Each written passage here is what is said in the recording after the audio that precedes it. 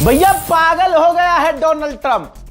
जैसे जैसे तमाम देशों ने मना कर दिया, यूरोपीय यूनियन ने मना कर दिया, जर्मनी, फ्रांस, सबने मना कर दिया भाई हम तो नहीं आएंगे। और सबने स्टेटमेंट भी ऐसे दिए हैं कि समझ लीजिए चूतरों में मिर्चें लग गई हैं, बहुत खतरनाक। देखो यार, अब मैं ये भी वर्ड नहीं बोल पाऊंगा तो इतना, ये चीज़ तो आप परिवार के साथ सुन सकते हैं ना। फिर कोई ये कमेंट न करे रजा भाई हम अपनी बाजी के साथ देख रहे थे, अम्मी के साथ देख रहे थे, इतना तो झेलो यार। कहाँ से अपना दिल का गुबार निकालूंगा अगर ये भी बोलना बंद कर दूंगा। बहरहाल तो भाई साहब बहुत तगड़ी मिर्ची लग गई है डोनाल्ड ट्रंप को, ये ठीक है, हाँ बहुत तगड़ी मिर्ची लग गई है डोनाल्ड ट्रंप को। लोगों ने, जो देश हैं उन्होंने स्टेटमेंट जो दिए हैं वो खतरनाक दिए। जैसे ये जंग डोनाल्ड ट्रंप ने जब शुरू करी थी तो हमसे पूछा नहीं था, तो हम मदद को क्यों जाए।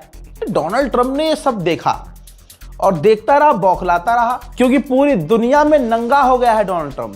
पूरी दुनिया में भाई ये जो अमेरिका की इमेज बनी हुई थी ना वो खराब हो गई है कि सुपर पावर, इसके आगे कोई खड़ा नहीं हो सकता भाई। ये अच्छा, सारी दुनिया इससे परेशान भी थी। ट्रंप की दादागिरी के आगे कोई बोल नहीं रहा था। बोला तो फिर शेर बोला, और ऐसा बोला कि भाई साहब अब डोनाल्ड ट्रंप कुछ बोलने लायक नहीं रहा। तो अब डोनाल्ड ट्रंप ने थक हार कर, चिढ़कर पागल हो गया है और पता है क्या कहा है, धमकी दी है कि मैं यानी अमेरिका नेटो से बाहर आ जाएगा। आप समझ रहे हैं, अमेरिका इतनी बुरी तरह से हारा है कि दुनिया को इस जंग में अपने साथ उतारने के लिए कुछ भी धमकी दे रहा है और कुछ भी करने को तैयार है। उसने कहा हम नेटो से बाहर निकल जाएंगे, और फिर चिढ़ के कहता है, एक तरफ कहता है पहले सामने आओ हमारे साथ लड़ो, फिर उसके बाद कहता है चिढ़ के कि हमें नहीं चाहिए तुम। जब देखता कोई मदद के लिए नहीं आ रहा है तो हाँ, ट्रंप ने कहा कि हमें किसी की मदद नहीं चाहिए। अब फिर कहता है कि हम नेटो से बाहर हो जाएंगे। पूरी तरह से बौखला गया है ट्रंप। मेरे दोस्तों पीछे ट्वीट लगा दिया है मैंने। डोनाल्ड ट्रंप ने थक हार कर लंबा पोस्ट किया और कहा झेप मिटाते हुए कि ये तो एक सिर्फ टेस्ट था, हम तो जांच कर रहे थे, देख रहे थे कि नेटो हमारी मदद करता है, ये देश हमारी मदद करते हैं कि नहीं। हमने इन नेटो में पैसा लगाया, लेकिन आज इन्होंने साथ देने से इनकार कर दिया। हमें जरूरत नहीं है किसी की, हम सुपर पावर हैं। जो ईरान निकाल रहा है इनका सुपर पावर। बहरहाल बुरी हालत है भाई डोनाल्ड ट्रंप की। मैं अंडुओं से गुजारिश करूंगा कि भारी मात्रा में जो है सड़क पर आर रोना करें। आर रोना समझते हो ना, आर रोना, वो हिंदी अपशब्द मैं बोल नहीं सकता, जनता समझ गई है। सड़क पर आर रोना करो, तस्वीर लेकर दीवार में सर मारो अपना। तुम्हारे भगवान कुत्ते की तरह, डोनाल्ड ट्रंप कुत्ते की तरह हार रहे हैं। यहाँ तक कि अमेरिका के टॉप ऑफिशियल डोनाल्ड ट्रंप के मुंह में गौ गौप करके जा रहे हैं कि हम तो रिजाइन दे रहे हैं। डोनाल्ड ट्रंप ने स्पेशली अब ये बार बार शुरू कर दिया है बोलना कि नेटो ने बहुत बड़ी गलती की है, ये एक हमारा टेस्ट था, वो टेस्ट में फेल हो गए हैं, इसका खामियाजा उन्हें आगे भुगतना होगा। एक्सपर्ट कह रहे हैं कि अभी भी ये तरीका डोनाल्ड ट्रंप का नेटो को डराने के लिए है, ताकि कोई देश डर जाए और आ जाए इनकी मदद के लिए। और मदद के लिए जब आएगा तो अमेरिका कहेगा कि भैया आप आगे रहिए, हम पीछे पीछे ध्यान रख रहे हैं सबका। वो देश आगे जाएगा, ईरान से पिटेगा, पलट के देखेगा अमेरिका होगा ही नहीं। प्लान हजरात, ईरान तो इस पर कुछ नहीं बोल रहा है, लेकिन डोनाल्ड ट्रंप ने भी कंफर्म किया है कि अली लारिजानी को हमने कल रात कत्ल कर दिया है। उन पर इल्ज़ाम था और वही जिम्मेदार थे ईरान के जो प्रदर्शनकारी हैं उनके कत्ल के। दोस्तों तमाम मुसलमानों को मैं मुबारकबाद देता हूं, जिनको ये लगता है कि मरना हारना होता है, तो ईरान को देखिए, शहादत पे शहादत और शहादत पे शहादत दिए जा रहे हैं, छुप फिर भी नहीं रहे हैं। बंकर में हमारा कोई आदमी छुप नहीं रहा है, ईरान का कोई लीडर बंकर में नहीं जा रहा है, ईरान का कोई लीडर भाग नहीं रहा है, पब्लिक प्लेस में आ रहे हैं। इजराइल को लोकेशन पता भी चल रही है, इजराइल रात को बमबारियां भी कर रहा है।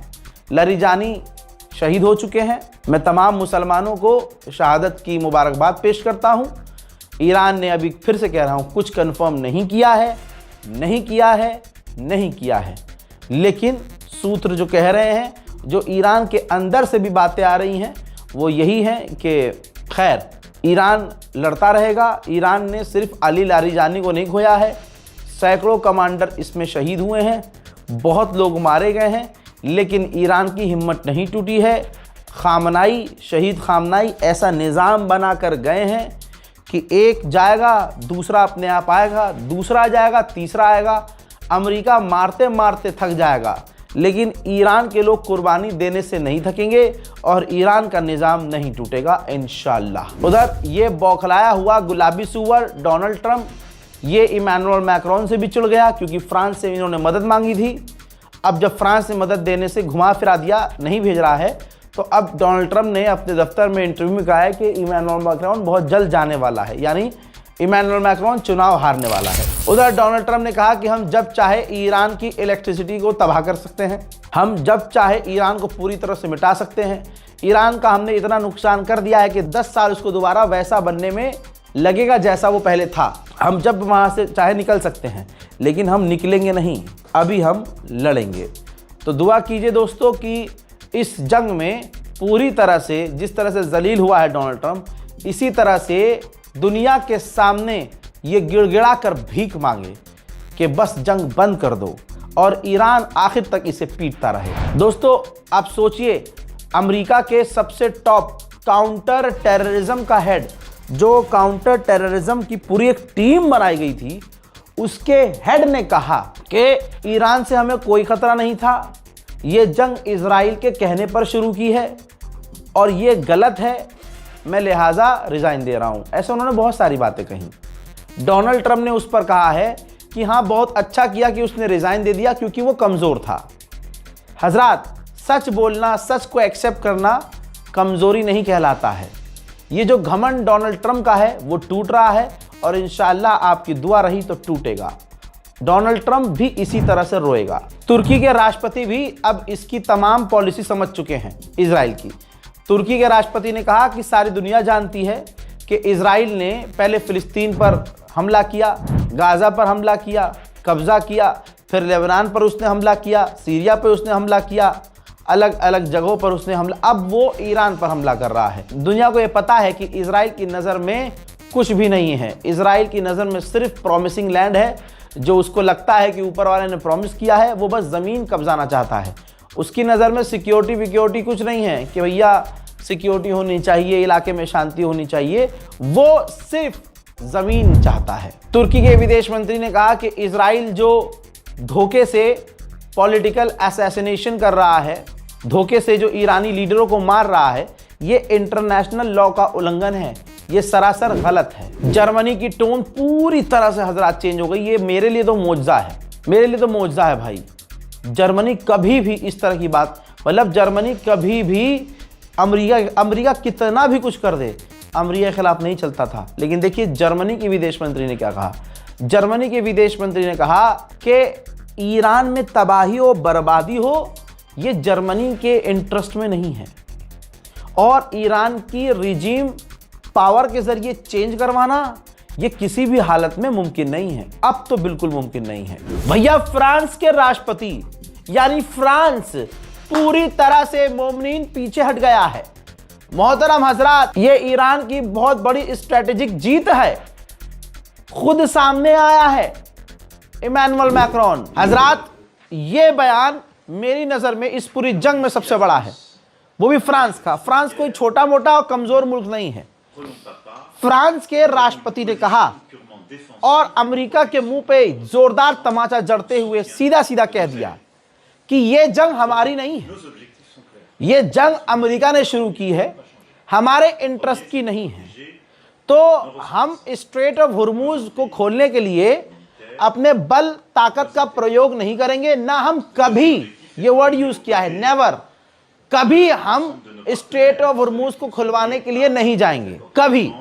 हाँ, हम एस्कॉर्ट करेंगे अपने जहाज़ों को, जंग खत्म होने के बाद जब स्ट्रेट ऑफ हुर्मुज नॉर्मल हो जाएगा तब हम अपने जहाज़ों को एस्कॉर्ट करेंगे। इस जंग में फ्रांस बिल्कुल नहीं कूदेगा क्योंकि फ्रांस का इसमें कोई रोल नहीं है।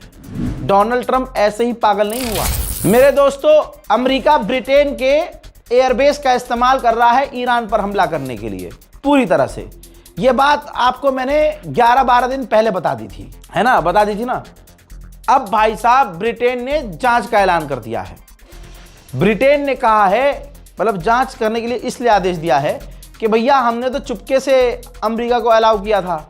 ये बात पब्लिक डोमेन में कैसे आ गई, ये दुनिया को पता कैसे चल गई? जी हाँ, हमने बताया था सबसे पहले उखाड़ ले क्या उखाड़ेगा। अरे हमने बताया था उखाड़ क्या उखाड़ेगा, सुअर। मुसलमान चारों तरफ से क्यों पिट रहा है, मुसलमान की हालत कुत्ते जैसी क्यों है? इस वजह से एक मुस्लिम देश अल्बानिया, उसने जहां तमाम नॉन मुस्लिम देश ईरान के खिलाफ नहीं बोल रहे हैं, अल्बानिया ने डोनाल्ड ट्रंप का चूतड़ चाटने के लिए क्या किया? अल्बानिया ने ईरान को स्टेट स्पॉन्सर्ड टेररिज्म के लिस्ट पर डाल दिया है, एक ऐसा देश जो टेररिज्म को सपोर्ट करता हो। यह मुस्लिम देश है अल्बानिया। अब अल्बानिया के बारे में आप क्या कहना चाहते हैं कमेंट में लिख दीजिएगा। यह हालात है मुस्लिम देशों की। उधर जब ईरान से तमाम बात करने के बाद, चाटने के बाद मोदी को रास्ता सेफ पैसेज भारत के जहाज़ों का नहीं मिला, थूक के चाटने के बाद भी, तमाम ताकत लगाने के बाद तमाम, और जलील तो खूब मोदी जी भी हुए, क्योंकि इनके ही झूठ की वजह से तो जलील हो रहे हैं। क्या कहानी बनाई गई थी, क्या दिखाया गया था कि मोदी जी एक कॉल करेंगे जंग रुक जाएगी। मोदी जी 10 कॉल करते रहे, कद्दू रुकी जंग। परमिशन भी भारत के मुसलमानों की वजह से मिली, भारत के लोगों की वजह से मिली, जो भारत के लोगों ने ईरान के सुप्रीम लीडर के मारे जाने का शोक व्यक्त किया, सड़कों पर उतरे, दुख जताया, मीडिया, सोशल मीडिया के जरिए ईरान का सपोर्ट किया। तो भारत के लोगों का शुक्रिया अदा किया ईरान ने मोदी का शुक्रिया अदा नहीं किया, अमित शाह का शुक्रिया अदा नहीं किया। तमाम स्टेटमेंट सुन लेना जाके, ठीक। और मैं तो खुद ईरानी विदेश मंत्री से मिलकर और तमाम अंदर की बातें करके आया हूं। ऐसी अभी 2 बातें और रह गई हैं।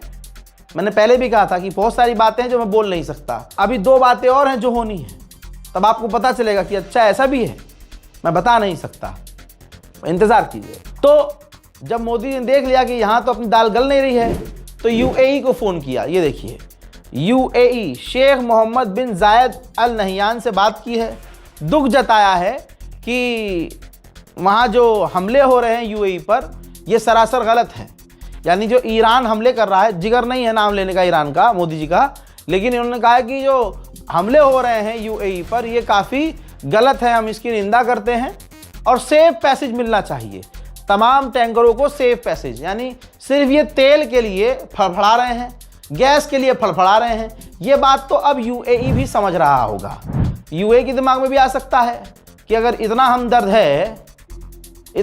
है मोदी, तो भाई अपनी फौज भेजे स्टेट ऑफ हॉर्मुज़ में, तब तो इन्हें वहाँ नहीं, हम तो डिप्लोमेसी तो सब समझ रहे हैं। इसमें इस जंग में 2 लोग बहुत जलील हुए हैं। दूसरे नंबर पर ट्रंप है, पहले नंबर पर कौन है सब समझ रहे हैं। अब सोचिए, इन्हें यूएई पर हुए हमले पर दर्द हो रहा है, लेकिन यही मोदी सरकार हिंदुओं को इकट्ठा कर रही है ईद के दिन उत्तम नगर में दंगा करवाने के लिए। दिल्ली पुलिस ने किसी को गिरफ्तार किया जो हिंदू ऑनलाइन मीडिया पर कैमरे के सामने दिन के उजाले लाइव बोल रहे हैं कि हम मुसलमानों को काटेंगे, घर में घुसकर जला देंगे, उनकी दुकान समेत मुसलमानों को जलाएंगे। ये सब राजधानी दिल्ली में हो रहा है। जाहिर सी बात है, दिल्ली पुलिस कुछ नहीं कर पा रही है बेचारी, तो ऊपर से आदेश होगा, और ऊपर का मतलब सीधा सीधा है मोदी, क्योंकि भाई 27 में चुनाव होना है, हिंदुओं को हर हाल में मोदी जी को खुश करना है, और हिंदुओं को ऐसा कर दिया गया है कि मुसलमान मरेगा तो भाई ये खुश होंगे। नफरत की आंधी चल रही है, और इस नफरत की आंधी में हर कोई अपना हाथ साफ कर रहा है। जर्मनी के विदेश मंत्री का एक अभी और बड़ा बयान आया, सुनते जाइएगा, आपको थोड़ी सी हिम्मत आएगी। जर्मनी के विदेश मंत्री ने कहा कि जब अमेरिका स्ट्रेट ऑफ हॉर्मुज़ को नहीं बचा पाया, तो यूरोप भी नहीं बचा सकता, और जर्मनी का कोई रोल नहीं है स्ट्रेट ऑफ हॉर्मुज़ को जाकर खुलवाने का। हाँ, वहाँ की सिक्योरिटी ज़रूरी है, सेफ पैसेज ज़रूरी है, हमें अरब से डील करनी होगी, अरबों से बात करनी होगी, और ज़रूरत पड़े तो बेहतर ये होगा कि हमें ईरान से डील करनी चाहिए। अल्लाह अकबर, सलाम हो शहीद खामनाई पर। ऐसी स्ट्रेटजी बना गए कि जो हमेशा से ईरान का दुश्मन था, वो भी कह रहा है कि हमें ईरान से डील करनी चाहिए। जो देश ईरान पर पाबंदी लगाया करते थे, अब तक जिन्होंने ईरान पर पाबंदी लगाई, सलाम हो हमारे खामनाई पर। ऐसी स्ट्रेटेजी कि अब वही दुश्मन देश कह रहा है कि हमें ईरान से डील करनी चाहिए। उधर याद रखिएगा, मोहम्मद बिन सलमान और तमाम अरब देश डोनाल्ड ट्रंप पर प्रेशर बना रहे हैं कि ईरान को पूरी तरह से मिटा दो, कुछ ऐसा करो कि दोबारा ईरान इतने पावर में ना आए। अरब देशों को अपने नुकसान से ज़्यादा पता है किस चीज़ का दर्द है कि ईरान इस वक्त सुपर पावर नज़र आ रहा है। यकीन कीजिए और इस बात को दुनिया को समझाइए, शेयर कीजिए इस वीडियो को। ऐसे ही कॉपीराइट नहीं मार रहा हूं मैं, हमारी इस तमाम वीडियोस को कॉपीराइट फ्री रखा हुआ है मैंने। शर्त दो ही है कि हमारे ओरिजिनल चैनल को बताइएगा, लोगों को लिख दीजिएगा कहीं या मेंशन कर दीजिएगा यूट्यूब चैनल को हमारे या फेसबुक हमारे ओरिजिनल पेज को। और अगर ऐसा नहीं किया तो कॉपीराइट का झंझट है, वरना ये फ्री है वीडियो, कहीं भी डालिए, कुछ भी इस्तेमाल कीजिए। मकसद हमारा ये है कि लोगों तक सही इंफॉर्मेशन मिलनी चाहिए। दोस्तों बता दूं आपको कि अरब देश जिद कर रहे हैं ट्रंप से कि ऐसा कर दो। भाई इनकी इज्जत जा रही है, ईरान सुपर पावर दिख रहा है भाई। जो एक वक्त में, तवज्जो दीजिए, और आप हिंदू हो, मुसलमान हो, सिख हो, ईसाई हो, जरा सोचिए, एक वक्त में दुनिया के सबसे बड़े बदमाश से अकेला लड़ रहा है ईरान, और एक वक्त में उस बदमाश से भी लड़ रहा है, इजराइल बदमाश से भी लड़ रहा है, अरब के गद्दारों से भी लड़ रहा है, और उनके पास सुपर पावर हथियार हैं। एक न्यूक्लियर वाले देश से ईरान एक नॉन न्यूक्लियर देश होकर पूरी तरह से ईंट बजा रहा है।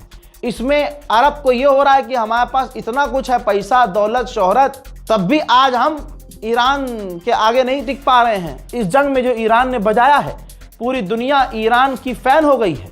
हम क्या कर रहे हैं अब? तो अब ये अमेरिका से कह रहे हैं कि मारो ईरान को और इतना नुकसान करो कि ईरान कभी खड़ा ना हो पाए। ये है बिन सलमान, ये है अरब देशों की हकीकत। मोहतरम हजरात, इस वीडियो को शेयर कीजिएगा, इंफॉर्मेशन से भरी हुई है, और गोदी मीडिया से जितना आप दूर हैं उतना ही आप सेफ हैं। और जितना ये रीलबाज से आप जो रील पर खबरें बता रहे हैं, जो इंस्टाग्राम पर खबरें बता रहे हैं, जो रील पर आपको अपडेट दे रहे हैं, इनसे भी बचिएगा। ये आपके जज्बात के साथ खेल रहे हैं। रिपोर्ट को शेयर कीजिए, चैनल को सब्सक्राइब कीजिए। जय हिंद।